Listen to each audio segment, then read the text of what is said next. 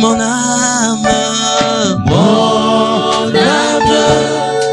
soupira, mais toi et mon esprit en moi, tu cherches,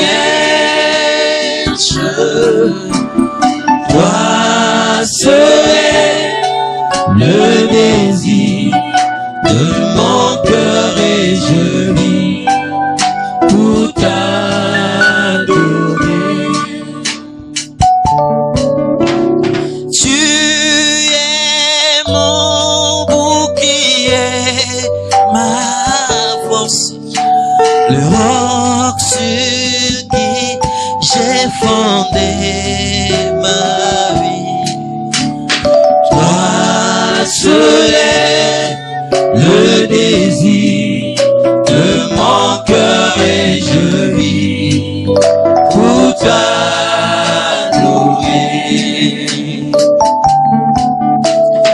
Tu es mon bouclier, ma force, le roc sur qui j'ai fondé ma vie.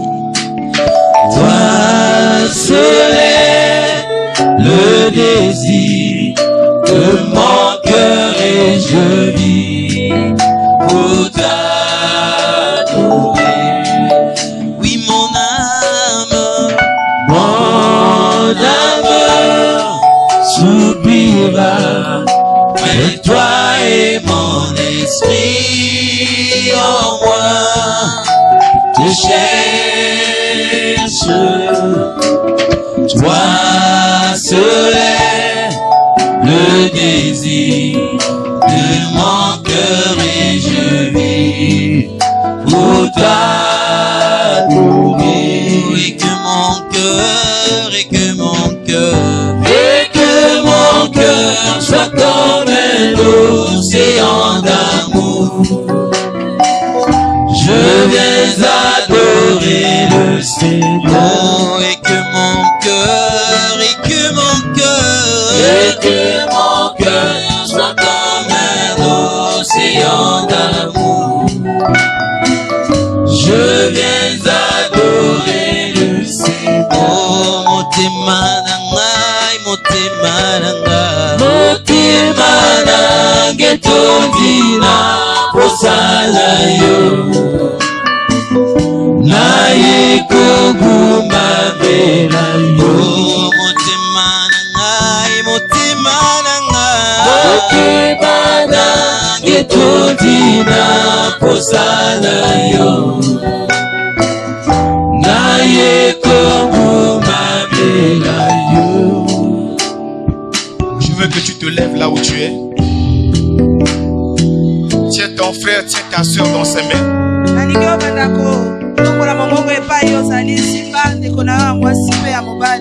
Le Seigneur Jésus-Christ a dit dans sa parole, il dit je m'en vais mais je vous enverrai le consolateur. Le consolateur qui viendra de ma part. C'est ce consolateur qui te consolera de toutes les afflictions dont tu es sujet. Pendant que s'il est puissant, c'est que tu es puissant aussi. Remercie Dieu ce matin. Bénis Dieu ce matin. Salue ton frère, salue ta soeur. Dis-lui courage, vaillant héros. Courage, vaillant héros. Nous allons continuer la marche. Quels que soient les assauts de l'ennemi, même s'il nous assujettit, nous allons continuer la marche. Dieu ne nous a pas appelés à nous arrêter en chemin. Dieu n'est pas un Dieu d'échec. Il nous a appelés à aller de l'avant. Je t'encourage ce matin. Quelles que soient les épreuves, quels que soient les problèmes, quel que soit ce que tu traverses, lève tes yeux. Regarde le roi vainqueur. Il vient à ton secours. Le roi vivant vient à ton secours. Celui qui vit à jamais. Celui qui est assis sur le trône. Je déclare Jésus-Christ de Nazareth, le roi des rois, le Seigneur des seigneurs. Il est sans pareil. Combien même je suis condamné, je sais que Jésus est avec moi. Quand j'irai dans la tombe, dans mon cercueil, je sais que Jésus est avec moi. C'est pourquoi ce matin, bien-aimé, lève ta tête. Ne sois pas affaibli. Lève ta tête. Regarde le secours qui vient de Dieu. Et ce matin, acclame Dieu très fort.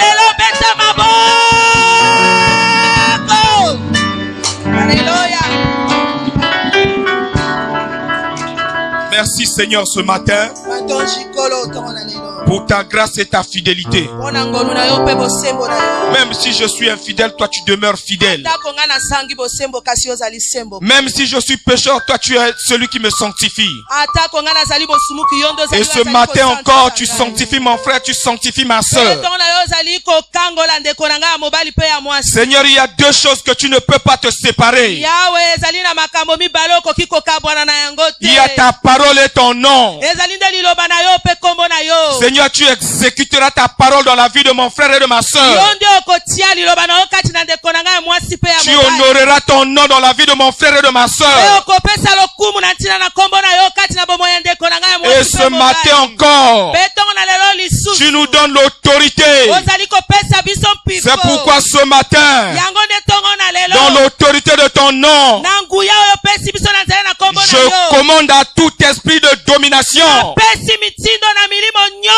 Je commande à tout esprit d'oppression. Tout esprit qui trouble la vie de mon frère et de ma soeur. Ce matin, je vous commande. Allez dans les lieux arides. Libérez la vie de mon frère et de ma soeur. À cause de ce que Jésus a fait à la croix. Je déclare et je le scelle dans le ciel au nom de...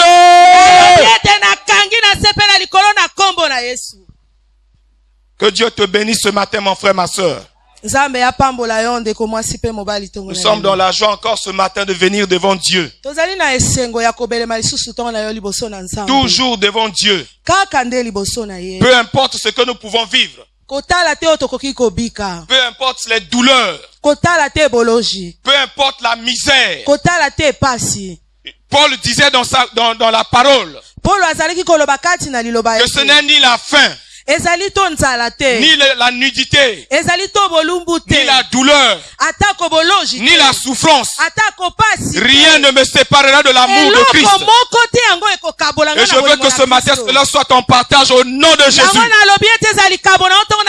Ni les critiques des hommes, ni le mépris des hommes, ni le rejet des hommes. Que rien ne te sépare de la grâce immense de Dieu. Parce que Dieu a encore des choses à faire avec toi. C'est pourquoi sois encouragé, mon frère, ma soeur. Sois fortifié ce matin. Je bénis Dieu encore ce matin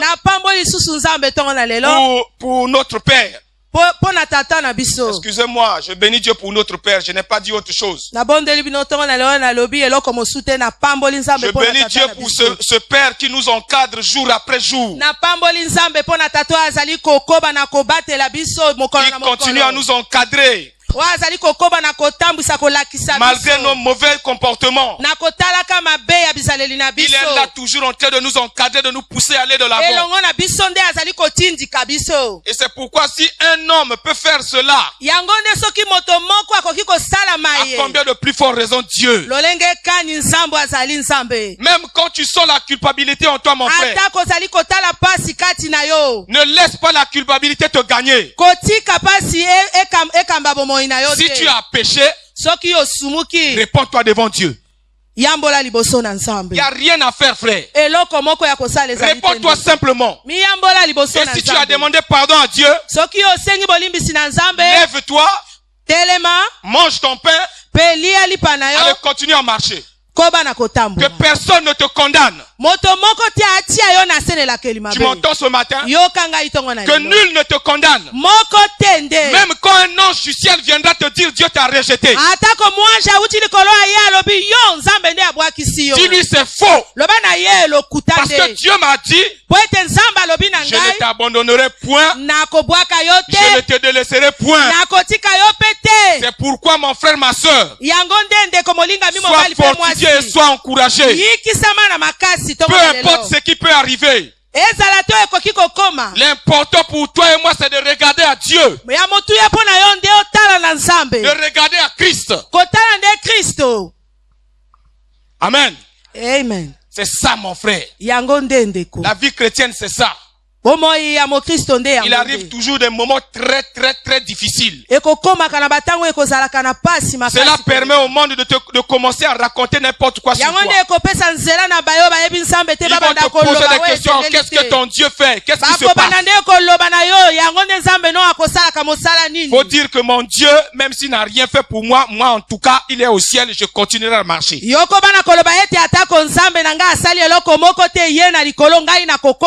petit Daniel a 15 ans. Le petit Daniel, il avait 15 ans. Dans un pays étranger.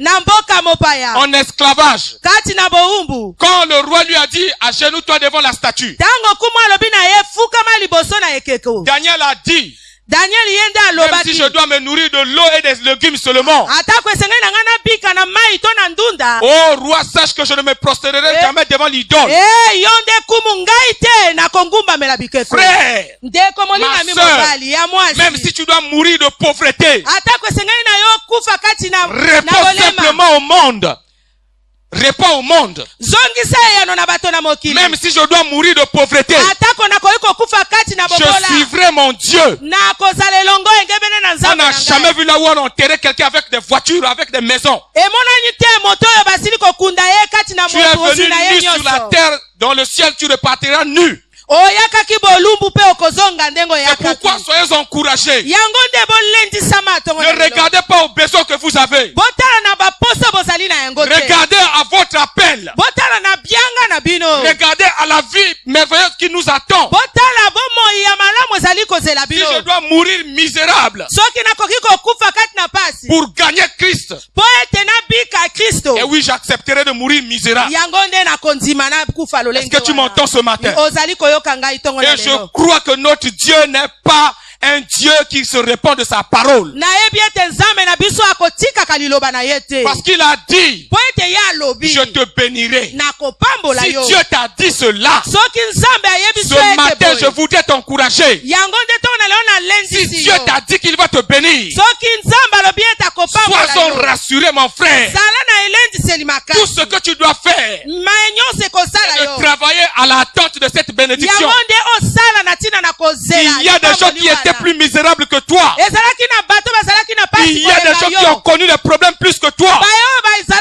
Mais qui aujourd'hui acclament Dieu jour après jour. Parce que Dieu visitera toujours. Je peux te rassurer ce matin. De quelle famille tu sors, je ne sais pas. Quelle que soit la famille, quelle que soit la circonstance dans le pays, ce que je sais, c'est que Dieu te bénira. Et ça, que l'homme veuille ou non, Dieu te bénira. Mais tout ce que Dieu attend de toi, c'est que tu restes fidèle à sa parole. Que Dieu te bénisse ce matin, mon frère. Que Dieu te bénisse ce matin. C'est par le nom de Jésus. J'annule toutes les paroles négatives proclamées sur toi. À cause de la parole de la foi, je commande ce matin que toutes les paroles négatives proclamées sur ta tête soient ôtées au nom de Jésus. Que Dieu te bénisse, mon ami. Ne crains rien. C'est pas grave. On peut passer par des moments difficiles. On a l'impression que ça dure une éternité. Mais à la fin, on est rayonnant de joie. David a dit, lève les yeux vers l'Éternel et rayonne de joie. Ce matin, mon frère, ma soeur, au nom de Jésus-Christ de Nazareth, lève les yeux vers l'Éternel et tu vas rayonner de joie. Que les hommes veulent ou pas, c'est comme ça. C'est pas la parole d'un homme, frère. C'est la parole de Dieu. Et Dieu le sait qu'il veille sur sa parole pour l'accomplir. Alléluia. Amen. Quand tu dis Alléluia, faut le dire avec force, avec autorité, avec assurance. Je dis Alléluia parce que je sais que mon Dieu a la dernière solution. Satan n'a qu'à s'agiter. Les gens n'ont qu'à être bénis. Moi je sais que je serai béni à cause de la parole de Dieu. Recevez la bénédiction de Dieu ce matin parce que Dieu le veut comme ça. Parce que Dieu le veut. Et nous ne pourrons jamais arrêter cela. Que Dieu vous bénisse, mes bien-aimés. Ce matin, nous allons parler de quelque chose. Comment résister aux assauts de l'ennemi? Comment résister aux assauts de l'ennemi? Nous avons un grand programme en janvier. Nous voulons voir la gloire de Dieu. Et pour moi, voir la gloire de Dieu, c'est de dépasser l'étape où je suis pour aller à une autre étape supérieure. On n'a jamais vu une vraie maman, un vrai papa qui veut donner la nourriture à son enfant et qui met la nourriture dans une assiette sale.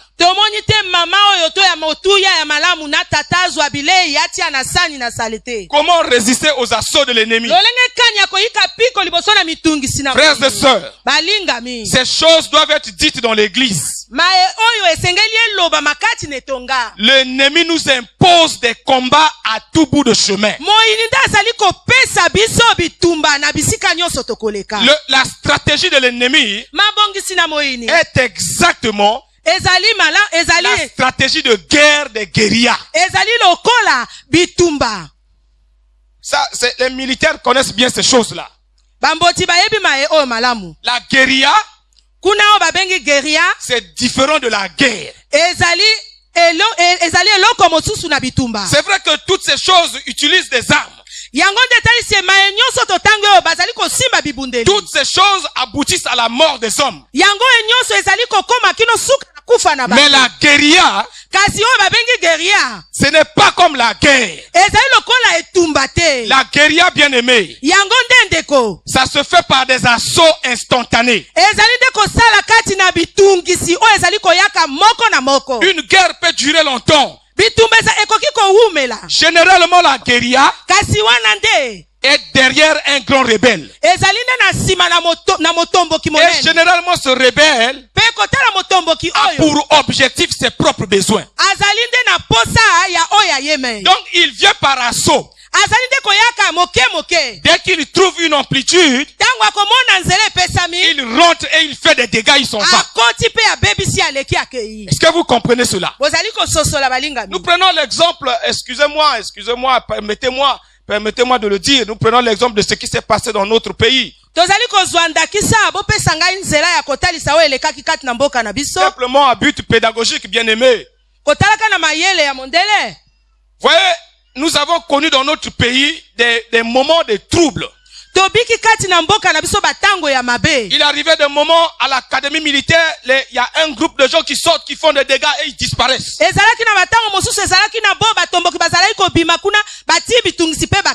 D'autres sortent par l'ifula, ils causent des dégâts et ils disparaissent. D'autres viennent à l'aéroport, ils font des dégâts, ils disparaissent. Ainsi Ainsi de suite dans toutes les villes de notre pays. Il y avait de telles sortes de guérillas. C'est-à-dire, ils n'ont pas une organisation bien ponctuelle, ils n'ont pas un but bien précis. Ils ont seulement des amplitudes. Dès qu'ils trouvent quelque part où c'est libre, ils rentrent, ils font des dégâts, ils s'en vont. Et quand vous voyez nos vies ressemblent exactement à ce genre de choses. Parfois, vous êtes en paix quelque part. Sur le côté financier, vous avez un peu la paix. À ce moment-là, tous les enfants commencent à tomber malades. Parfois, chez les enfants, ça va un peu. Entre le mari et la femme, c'est une contradiction. Parfois, au niveau du mari et de la femme, ça va. Au niveau de ton service, c'est des problèmes avec les autres. Et ces choses te mettent mal à l'aise. Ces choses ne te donnent pas la paix. Ces choses continuent à détruire ton image et ta vie. Et même parfois quand tu dors, tu n'as pas la paix. C'est de ça que nous voulons parler ce matin. Le diable agit par assaut. Quand il voit que quelque part ça va, il cherche là où se trouve la faille. Dès qu'il trouve la faille, il rentre. Il fait des dégâts. Il s'en va. Pendant ce temps, tu perds tout. Est-ce qu'il y a des gens ici qui vivent de telles choses? Est-ce qu'il y a des gens, frères et sœurs? Est-ce que tu es là ce matin? Tu vis les mêmes choses. Frère, cela arrive à tout le monde. Cela peut arriver à un homme de Dieu comme à tout chrétien. Que tu le veuilles ou non, frère. L'ennemi a toujours quelque part où il va chercher à te nuire. La Bible dit dans le livre de Jean chapitre 10. Il dit le diable vient pour détruire, égorger et voler. Le diable ne vient pas pour te caresser. Le diable n'est pas un ami. Frère, s'il pouvait nous détruire, aujourd'hui je te dis, là où tu es, tu serais déjà mort. C'est parce qu'il y a la grâce de Dieu. Or, nous voulons vivre la pleine grâce. C'est-à-dire avoir la paix. Comme Jésus l'a dit, je vous laisse ma paix. Mais je ne vous la laisse pas comme le monde donne. Frère, quand vous arrivez à des paroles comme ça, il faut vous arrêter, commencer à réfléchir. Pourquoi Jésus dit, je vous donne ma paix, je ne vous la donne pas comme le monde, la donne. Pourquoi? Frère, si je prends le temps pour commencer à réfléchir sur ma propre vie, là, je n'aurai pas le temps de critiquer les autres.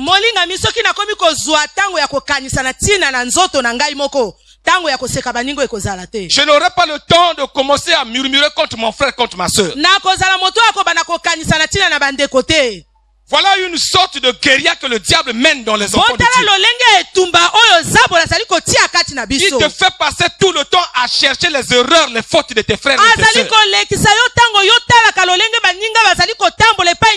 Pendant ce temps, il avance dans ta vie. Pendant que tu avances dans les murmures, lui, il avance dans la destruction de ta vie. Le diable ne te pousse pas à faire quelque chose pour la joie. Pourquoi Jésus, il va dire de telles choses à ses disciples? Frère, peut-être nous ne savons pas qui est Jésus. Je parle de celui qui est né d'une femme vierge. C'est-à-dire, celui qu'on dit dans le livre de Jean chapitre 1, que c'est lui la parole faite chair. C'est lui Dieu. Frère, est-ce que vous pesez ces choses-là? Essayez de peser ces choses. Quand Jésus parle, c'est que c'est Dieu qui parle. C'est pas un homme qui parle. C'est pas un prédicateur. Le prédicateur peut utiliser son intelligence. Le prédicateur peut utiliser ses émotions. Mais Jésus-Christ, quand il parle, c'est qu'il y a problème. Est-ce que tu es d'accord avec moi? Quand Jésus-Christ parle, le Dieu vivant, assis sur son trône, jusqu'à ce jour, il continue à intercéder pour toi. Jour après jour, sa parole reste d'actualité. C'est qu'il y a quelque chose. C'est que ça ne va pas dans nos vies. C'est ça qui devait nous préoccuper. C'est pas le frère ou la sœur qui doit me préoccuper. C'est pas autre chose qui doit me préoccuper. C'est ma vie devant le Seigneur. C'est ma relation avec le Seigneur. Qu'est-ce qui doit me préoccuper? Au lieu de se charger de beaucoup de fardeaux.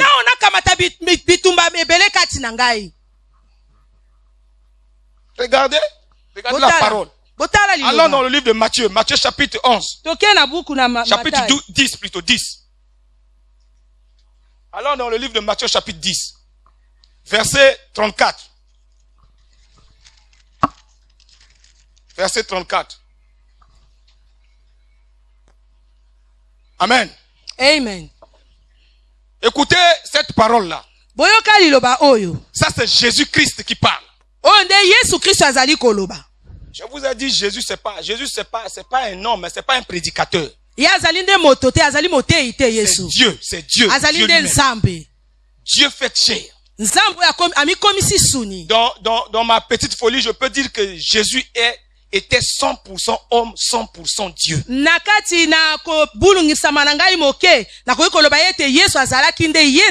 Écoutez comment Jésus parle. Ne croyez pas que je sois venu apporter la paix sur la terre.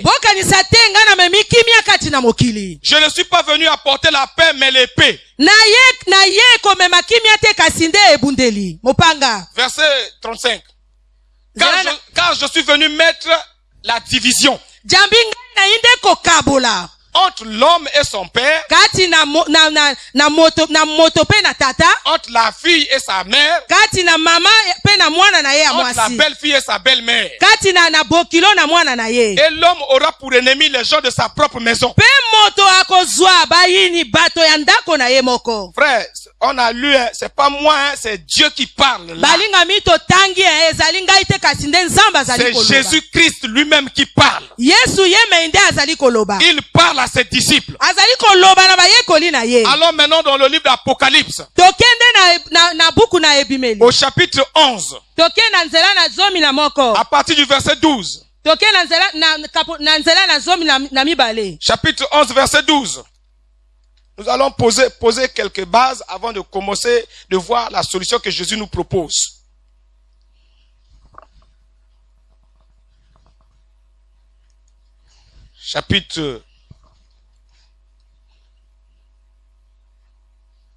Chapitre 12, frère. Chapitre 12. Chapitre 12, frère. Excuse-moi. Ah! Dieu te bénisse, mon frère. Écoutez ce que la Bible dit. Ils l'ont vaincu à cause du sang de l'agneau et à cause de la parole de leur témoignage.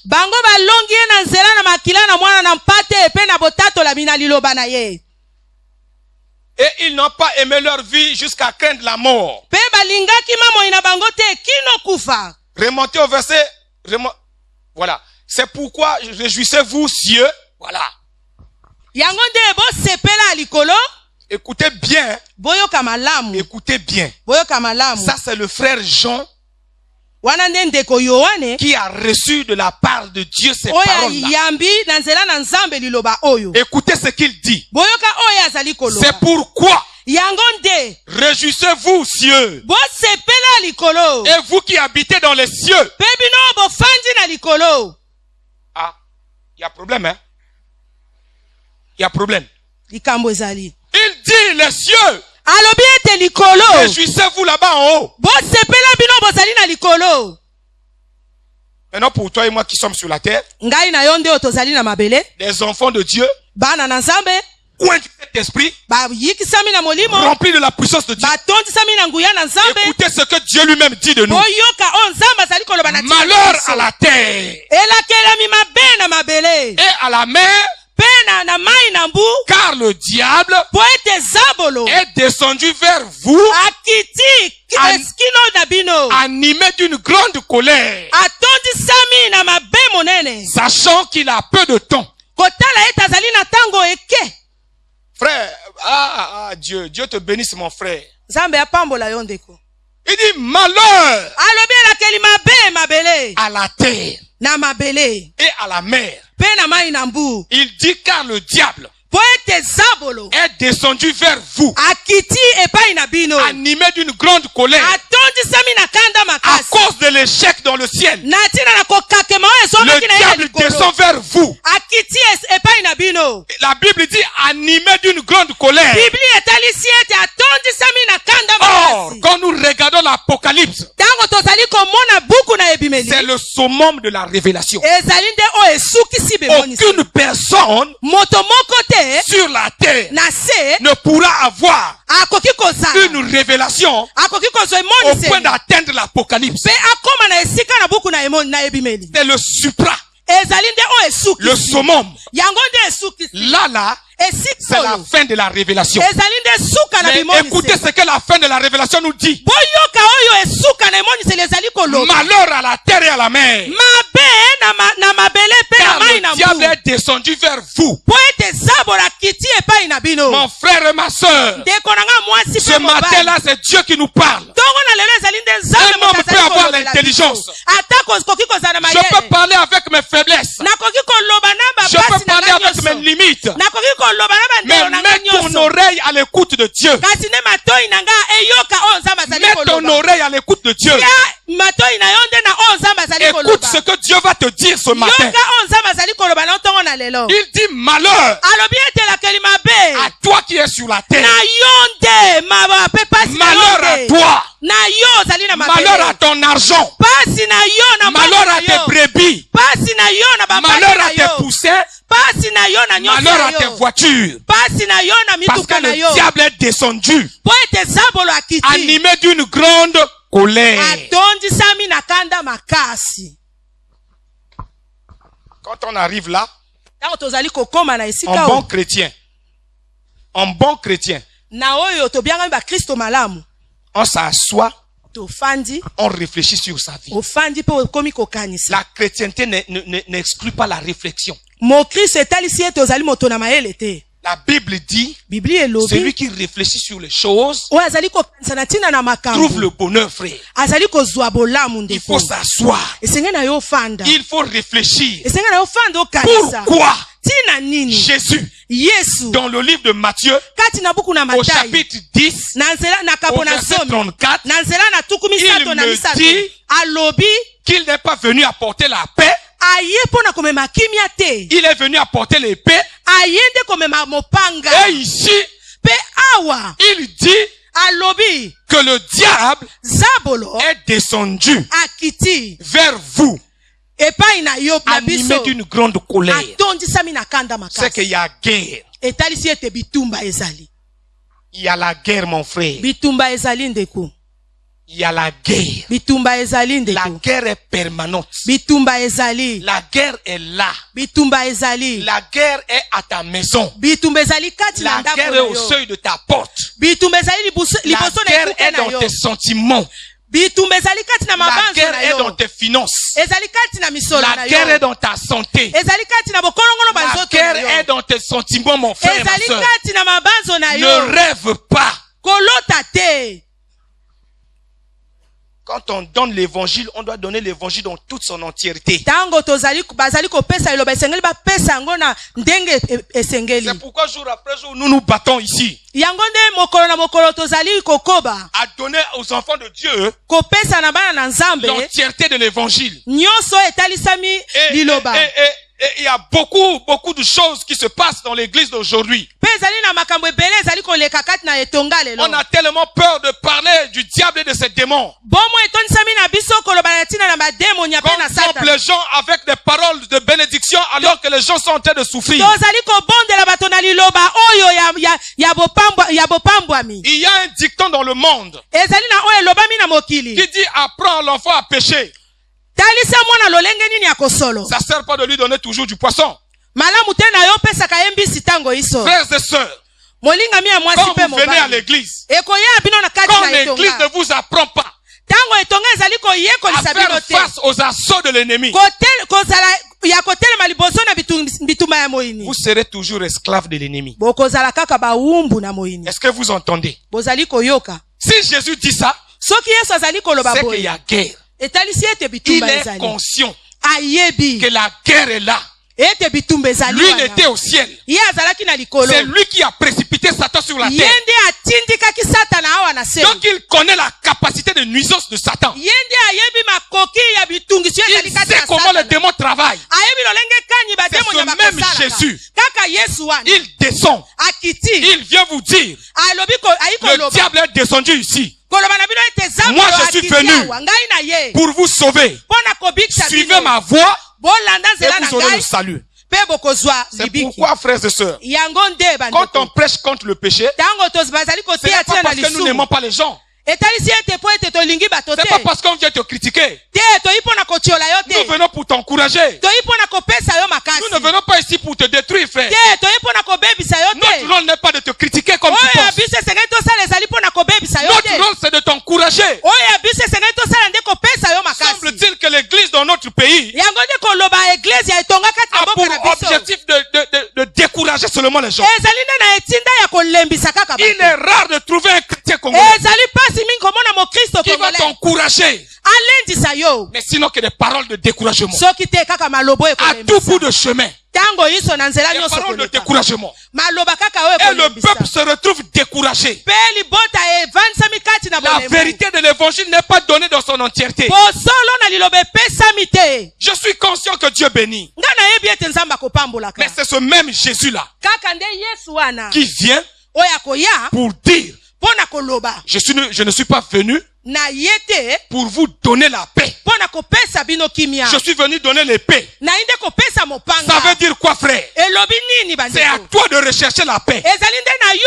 Jésus vient te montrer comment rechercher la paix. Et pour ça, il sait qu'ils ont besoin de l'épée.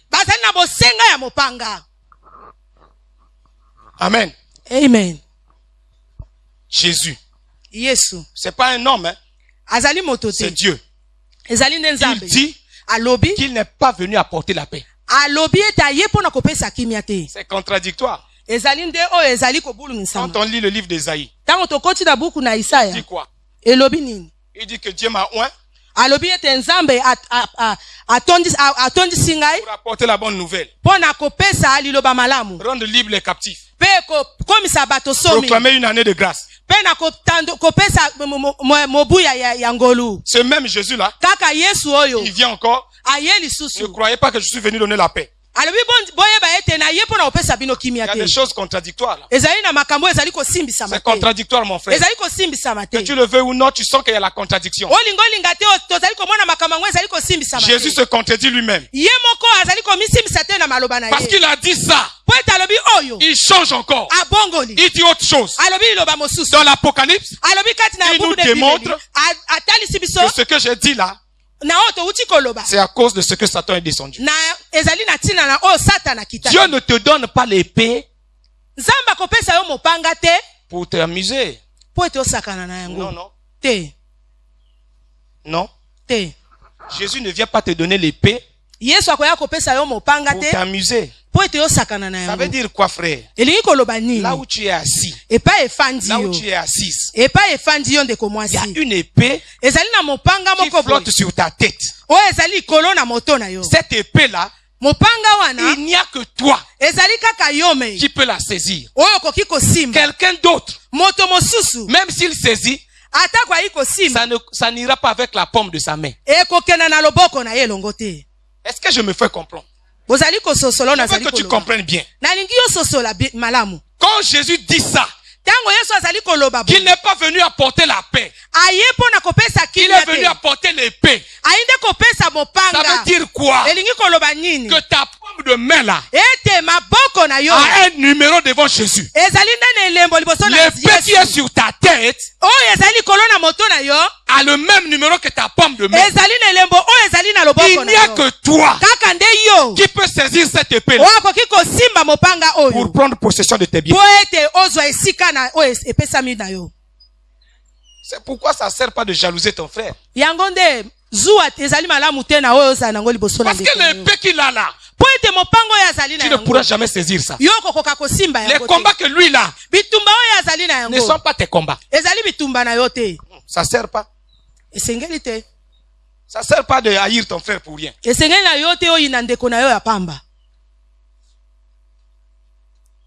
Beaucoup de gens saisir leur épée à cause de la haine, à cause de la quand tu as de la haine pour quelqu'un là, ça saute de tes yeux. Vous entendez? Je dis ça pour toi, mon frère, ma soeur. Afin que tu laisses la haine pour saisir l'épée de Dieu qui est sur toi. Dieu, avant de te donner quelque chose, il soulève ça sur la création entière. Il dit cette chose-là appartient à une telle personne. Et cela va susciter la colère du diable. Le diable va commencer à te combattre pour t'empêcher d'atteindre ça. Maintenant, si tu es dans le péché, tu ne pourras pas saisir l'épée pour le combattre. Regardez l'exemple de Daniel. Daniel avait la révélation que dans 70 ans, Israël quitterait l'esclavage. Mais les 70 ans sont passés. Israël n'est pas sorti de l'esclavage. Daniel s'est mis à prier. Et pendant que Daniel priait, il a dû faire 21 jours. Après l'ange Gabriel arrive. Il dit, dès le premier jour que tu as ouvert la bouche, une parole a été déclarée dans le ciel. Mais quand je venais, le roi des Perses m'a résisté. Chacun de nous ici présents à ses rois, à ses reines au-dessus de sa tête. Que tu le veux pas, c'est comme ça. Chacun à son niveau. Pour prendre ta bénédiction là, Daniel a dû passer 21 jours supplémentaires en jeûnant, en criant, en priant à Dieu. Est-ce que c'est pas Dieu qui avait donné cette promesse là?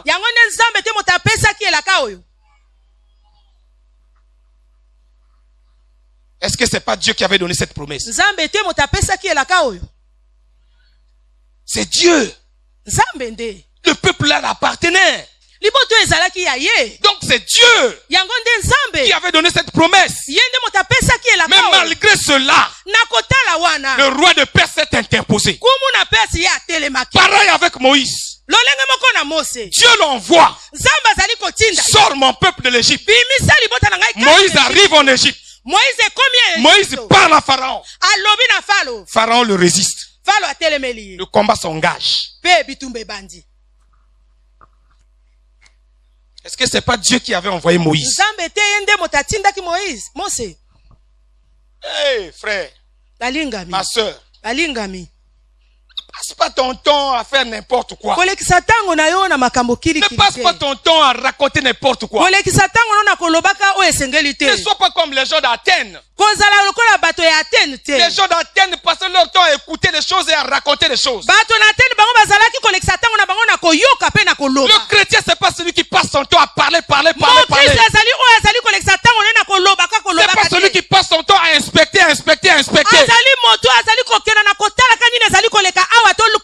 Où est l'épée que Dieu t'a donnée? Où est l'épée que Dieu a mise dessus de toi?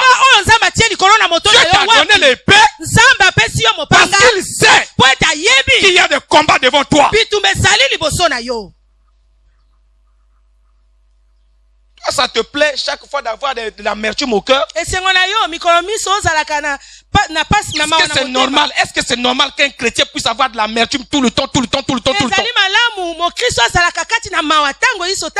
Combien d'entre nous nous prions, nous nous asseyons pour prier pour nos sentiments? Le combat du diable se passe où?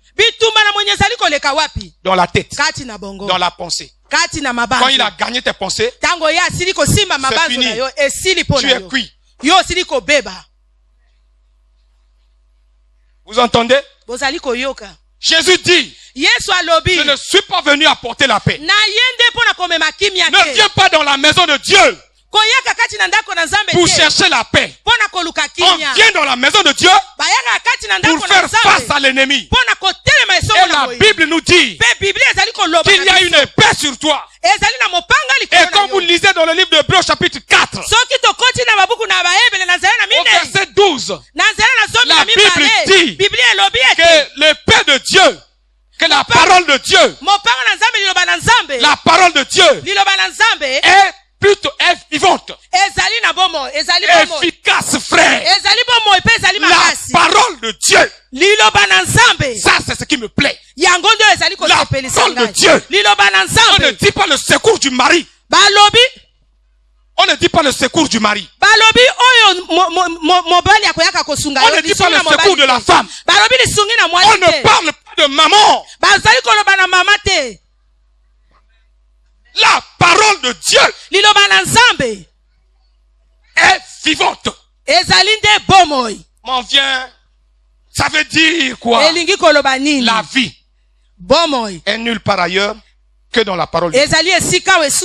Que dans la parole de Dieu. Elle est vivante. Et efficace. Et conjonction de coordination. Ça veut dire que comme elle est vivante, obligatoirement, elle est efficace. Plus tranchante. Plus tranchante. Qu'une épée quelconque à deux tranchants. La parole de Dieu, c'est ça. La Bible dit qu'elle est vivante, efficace. Frère, rien ne peut résister devant la parole de Dieu. On ne combat pas Satan avec des pleurs. On ne combat pas Satan avec des murmures, des critiques. On combat Satan avec la parole de Dieu. On se met face à Satan avec la parole. C'est pas en haïssant ton frère. C'est pas en haïssant ta soeur. C'est pas en murmurant contre les autres. C'est en lisant, en méditant, en méchanant la parole de Dieu.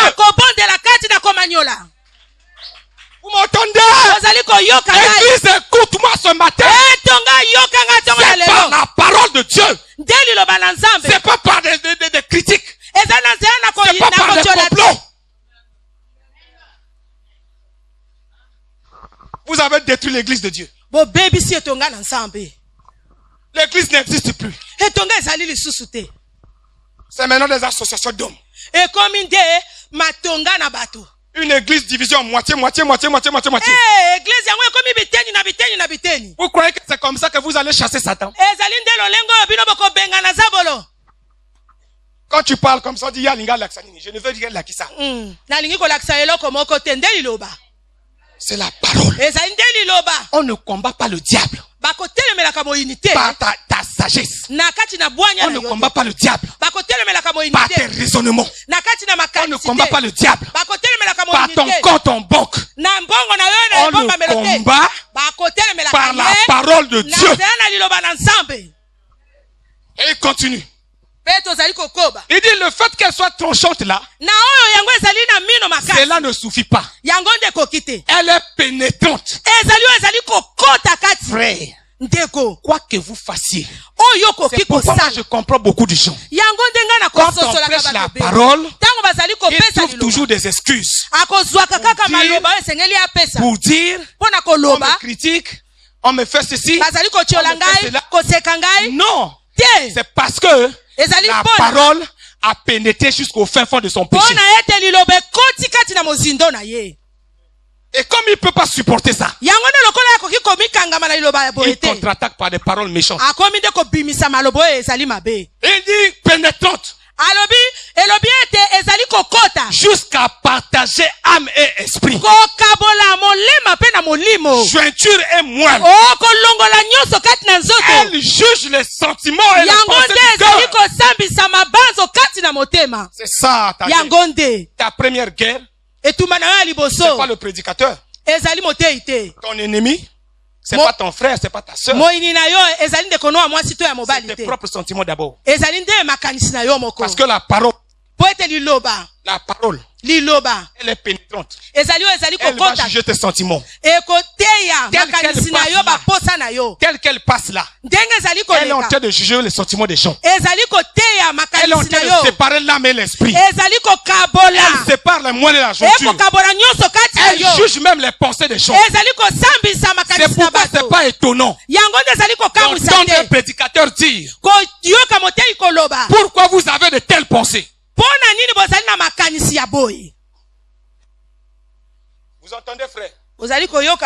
La parole de Dieu, la victoire, c'est ça, c'est que Jésus venait de dire. Il dit épée. Il est venu apporter l'épée à chacun de nous. Chacun de nous ici présent a une parole particulière sur sa tête. C'est ça. Quand je parle de l'épée, c'est ça. Quand je parle de l'épée, c'est ça, frère. La parole qui t'est donnée, c'est pas la même qui est donnée à ta femme ou à ton mari. Attends. Le jour que tu vas quitter ce monde, Dieu va te poser la question. Et la parole que je t'avais donnée, faut attendre Albert, oui. Faut attendre Albert. Ah bon, c'est Albert qui a ta parole. Hein? La vie chrétienne, elle est individuelle. Il n'y a pas mari, il n'y a pas femme. Il n'y a pas enfant, il n'y a pas bébé. Quelle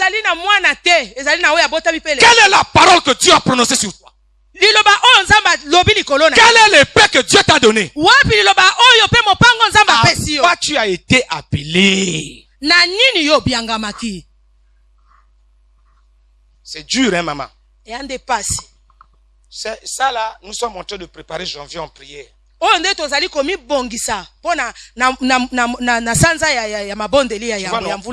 Si nous, on a fini de préparer comme ça, tu connais tout ce que Dieu a sur toi. Quand tu vas te mettre à prier, tu vas comprendre, ah, l'enfant l'a compris. C'est ce que je lui avais dit. Et il a accompli. Il n'accomplit que ça. Il n'accomplit jamais ta parole, mais que ça. C'est pourquoi beaucoup de gens sont frustrés parce qu'ils ne savent même pas quoi Dieu leur a dit. Alors ils prient dans le désert. Et quand on leur dit venez à la prière, apprenons à prier. C'est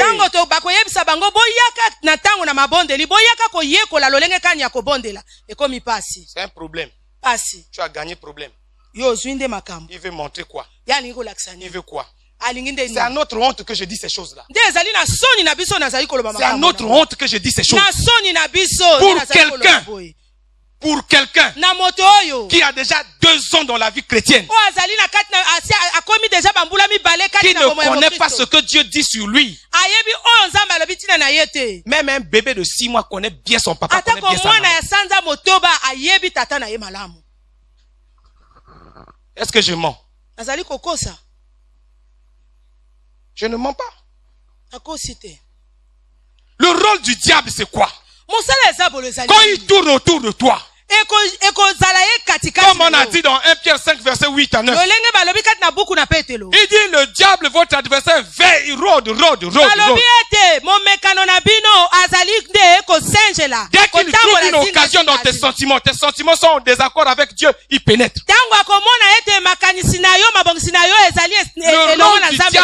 Le rôle du diable, c'est quoi? Arriver à te déconnecter de cette parole-là qui est l'épée qui t'est particulièrement envoyée.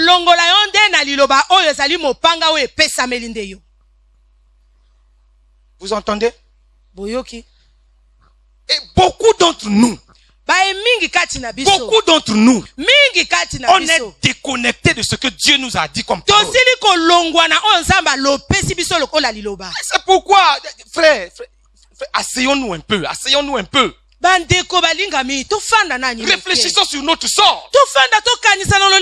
Pourquoi je passerai mon temps à réfléchir sur quelqu'un alors que ma propre vie ça ne va pas, alors que mon foyer ça ne va pas, alors que ma famille ça ne va pas?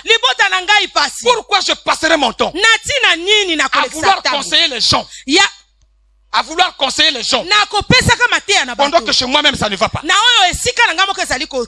C'est Dieu t'a appelé au ministère de conseiller.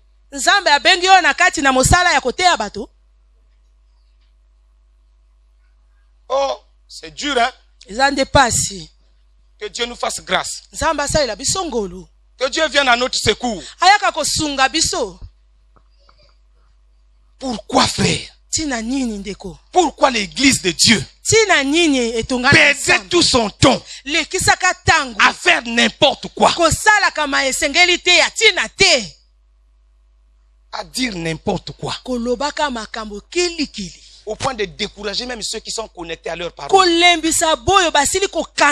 Les assauts du diable sur toi, les assauts là, c'est pour te fatiguer, te décourager. Beaucoup ici d'entre nous sont découragés, fatigués. Pourquoi moi je viendrai à l'église?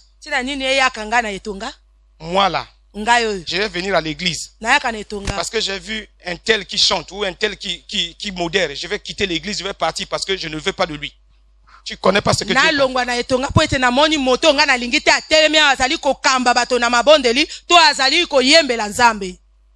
Tu sais pas. Tu es un embrouilleur dans l'église. Un distrayeur.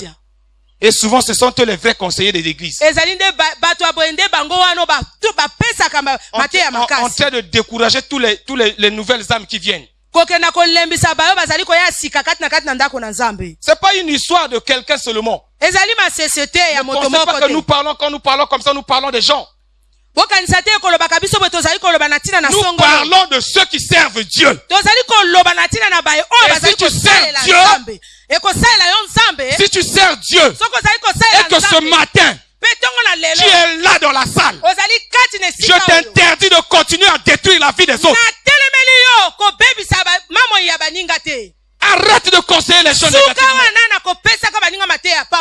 L'église a besoin des hommes de prière. L'église a besoin des femmes de prière. Nous n'avons pas besoin d'inspecteurs. Non, frère. Toi, tu manges chez toi. Tu es dans un mariage. Tu es à l'aise, tu as du travail. Mais il y a des gens ici qui passent du temps difficile. Ils ont besoin de la grâce de Dieu. Et quand tu viens ici, tu viens détruire leur estime. Ils ont des problèmes dans leur famille. Oh, chez toi, ça va. Chez toi, tu es à l'aise. Tu n'as pas de problème. C'est pourquoi tu peux distraire les gens. Non, frère. Satan est là, aux aguets. Il cherche qui il va dévorer. Et on le résiste dans la parole de Dieu. Et la parole de Dieu nous dit ceci. La parole de Dieu nous conduit à la justice. Sois juste avec toi-même et avec les autres. C'est pourquoi tu ne peux pas tenir l'épée que Dieu t'a donnée. Tu ne peux pas manipuler la parole de Dieu. Frère, dans le combat spirituel, le vrai guerrier, il a la parole de Dieu. Face à l'ennemi, il manipule la parole de Dieu. Et il prend à contre-pied l'ennemi.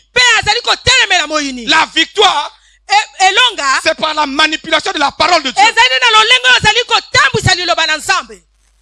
Mais or, cette parole-là demande que je sois juste d'abord. Demande que j'arrête les murmures, les critiques. Demande que j'arrête les jugements, la haine.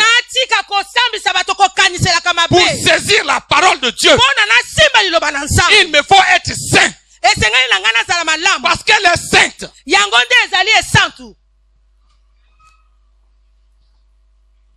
C'est pour ça que tu as plein d'échecs.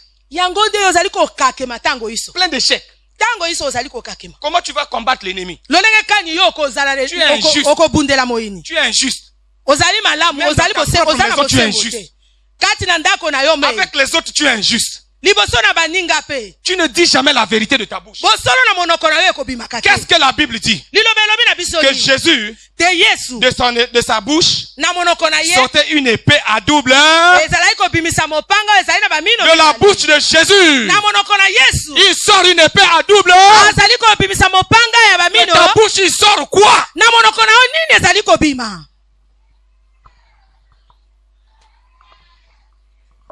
Tu veux voir la gloire de Dieu? Hey, hey. Tu veux voir la gloire de Dieu dans ta vie? De ta bouche, il sort quel type d'épée? Si ce n'est pas le venin. Le venin.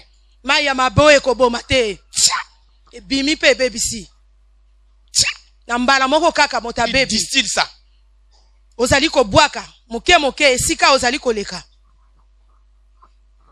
Frère, quand on dit à un esprit méchant, je te commande au nom de Jésus. Est-ce qu'il y a l'épée physique? Est-ce que c'est une épée physique?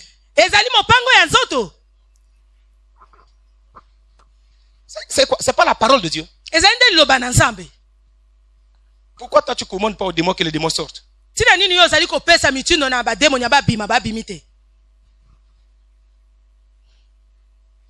Amen.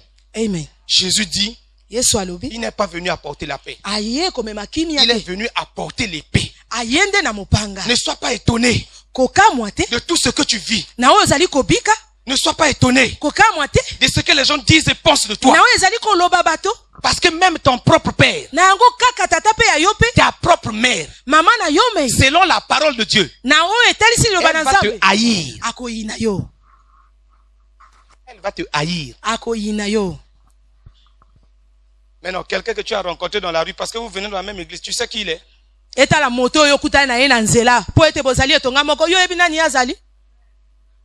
Tu sais pas, hein? Parfois le frère Jonas il prêche là, mais c'est un grand sorcier. Tu sais?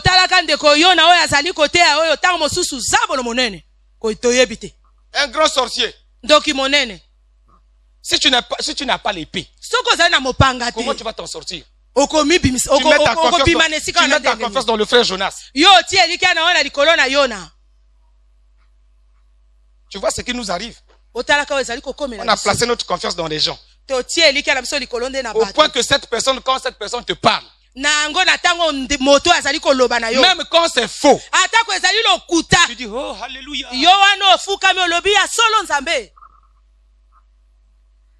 Parce qu'on n'a pas la parole en nous. Allons, regardons. De cette rangée-là, Jusqu'à cette rangée, qui a déjà fini les 4 évangiles? Lève la main. Qui s'est déjà assis à finir les 4 évangiles? Lève la main. Sois juste avec toi-même. Et devant Dieu. Qui a déjà fini les 4 évangiles? Maintenant, toi, tu vas connaître Jésus-Christ comment? Le seul moyen de le connaître, c'est de lire les 4 évangiles. Parfois même la géographie de la Bible, tu ne connais pas. Ta prière là, c'est basé sur quoi? Frère, la prière, elle est basée sur la parole de Dieu. Et la parole révélée. Et cette parole révélée, le réma qui concerne ta vie.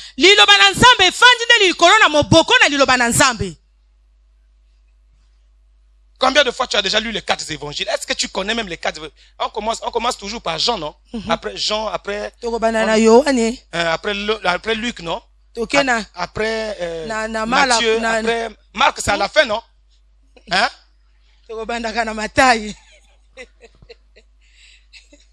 À notre honte, frères et sœurs, moi, je veux simplement vous encourager. Je ne cherche pas quelque chose d'autre en vous. De toutes les façons. Vous m'aimez ou vous m'aimez pas ou je vous aime. Tant pis pour vous. Je vais continuer à parler. Je vais continuer à prier pour vous. Jusqu'à ce que je vois ce que Dieu veut pour vous. Je vais vous encourager, frère. C'est gênant. C'est gênant. Un chrétien qui n'a jamais fini les 4 évangiles. C'est gênant. C'est gênant, frère. Gênant. Un chrétien, serviteur de Dieu, n'a jamais fini les 4 évangiles. C'est gênant. Il n'y a pas un plus grand péché que ça. Hein? C'est pour ça que les assauts du diable arrivent à te déstabiliser. On fait face aux assauts du diable par la parole de Dieu. Frères et sœurs, je vous encourage ce matin, à partir de ce jour, prends la décision. Va dans ta maison. Les 4 évangiles est fini, ça dit. Quand tu vas prier, ta prière sera une causerie avec Dieu. Tu vas commencer à dire, tu as dit. Or, comment toi et moi nous prions? Seigneur, je te bénis pour tout ce que tu as fait dans ma vie. Seigneur, donne-moi la femme, donne-moi le mari.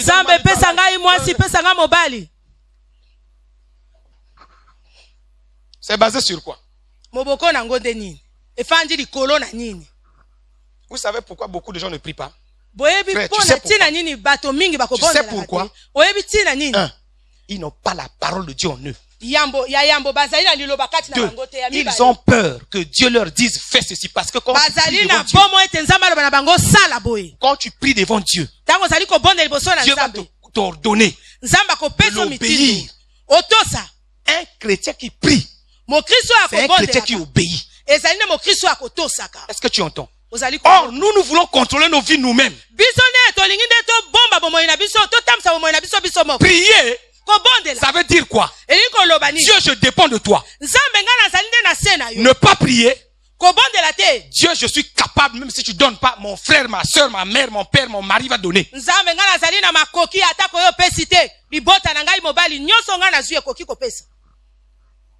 C'est pour ça que nous avons des chrétiens bonbons dans l'église. Leur niveau de prière, donne-moi.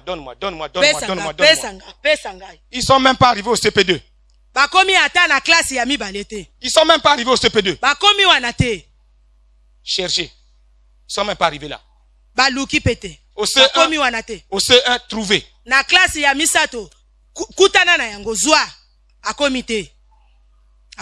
C'est nous. C'est nous. Je parle des serviteurs, des servantes qui sont ici.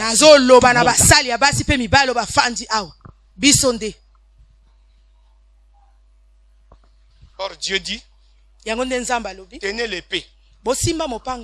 Vous avez besoin de tenir votre épée. Et cette épée ce matin-là, c'est la parole que Dieu a prononcée sur toi. Or, pour trouver la parole que Dieu a prononcée sur toi, il faut que tu médites d'abord sa parole. Tu vas t'habituer au langage de Dieu. Dieu a un langage qui lui est particulier. Vous entendez? Dieu a un langage particulier. Il ne parle pas comme toi et moi. Il ne parle pas comme ta mère, comme ton mari, comme ton chéri. Il parle comme Dieu. Et quand Dieu a dit quelque chose, il est impossible que cette chose ne s'accomplisse pas. Il y a plein de témoignages. Il y a plein de témoignages. Il est impossible que Dieu ait dit quelque chose sur quelqu'un et que cette chose n'arrive pas. Il est impossible.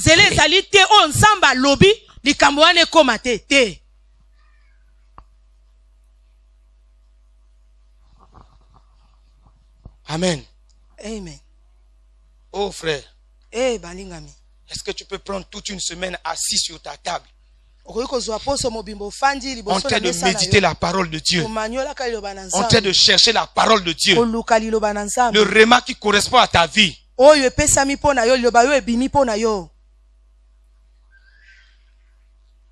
Baissons la tête. Baisse la tête. Seigneur, ce matin, oh, nous sommes accablés, fatigués par autant de douleurs, autant de problèmes dans nos maisons. Seigneur, il y a la maladie. Il y a l'oppression de l'ennemi. Il y a la haine et la jalousie du monde, Seigneur. Même au milieu de nous-mêmes, Seigneur. C'est pourquoi ce matin, tu as dit, approchez-vous du trône de la grâce, afin que vous soyez secourus dans vos besoins. Seigneur, nos besoins sont énormes. Mais le plus grand besoin, Papa, c'est que nous ne connaissons pas ta parole sur nous. Cette épée dont tu as parlé, Seigneur. Cette épée dont tu as révélé. Cette même épée qui sort de ta bouche, Seigneur. Oh Dieu, ce matin. Aide-nous, aide-nous, aide-nous. Fais-nous grâce, Seigneur. Nous avons besoin de toi. Nous voici assis, Seigneur. Parce que nous sommes dans le besoin. Dieu, ce matin, aide mon frère, aide ma soeur, qui passe par des moments difficiles, qui traverse l'oppression de l'ennemi, qui traverse la misère financière. Mon Dieu, viens à notre secours. Réveille notre ardeur pour ta parole, Seigneur. Réveille notre ardeur pour la prière au notre Dieu. Seigneur, ton église est fatiguée. Tu as dit dans ta parole, Seigneur.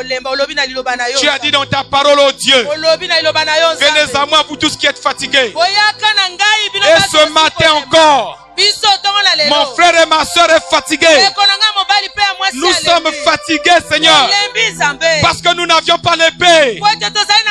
Mais tu nous dis ce matin qu'il y a une épée sur la tête de chacun. Seigneur, je prie ce matin que tu ouvres les yeux, les oreilles, le cœur de mon frère et ma soeur, qu'il se retrouve devant sa parole. Seigneur, fais grâce. Fais miséricorde. Fais miséricorde. Nzambe, Nzambe na biso, Nzambe na biso, Nzambe, Nzambe.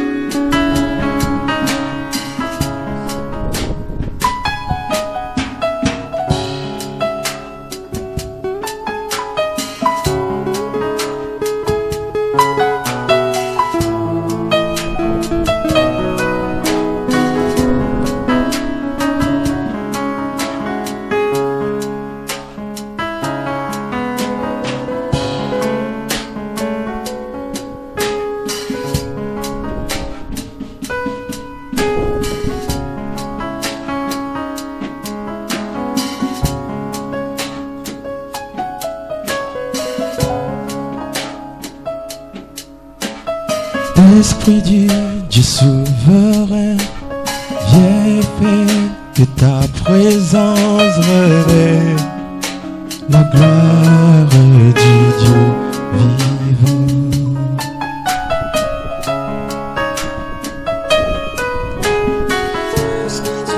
Dieu souverain, viens et fais que ta présence révèle la gloire du Dieu vivant.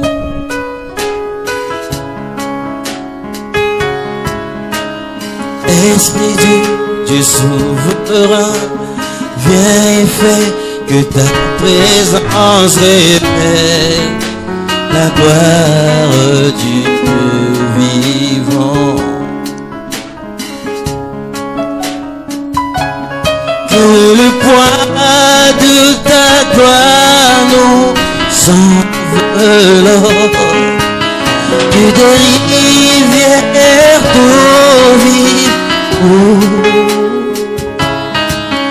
que les lois de ton royaume règnent sur nous, que le poids de ta gloire tombe, que le poids de ta gloire tombe.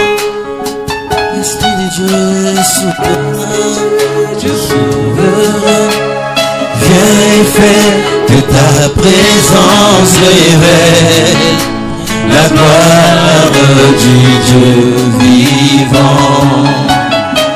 Esprit du Dieu souverain, Esprit du Dieu souverain, viens et fais que ta présence révèle la gloire du Dieu vivant. Que le poids de ta gloire, que le poids de ta gloire nous enveloppe, que des rivières d'eau vive, que les lois de ton royaume règnent sur nous, que le poids de ta gloire tombe, que le poids de ta gloire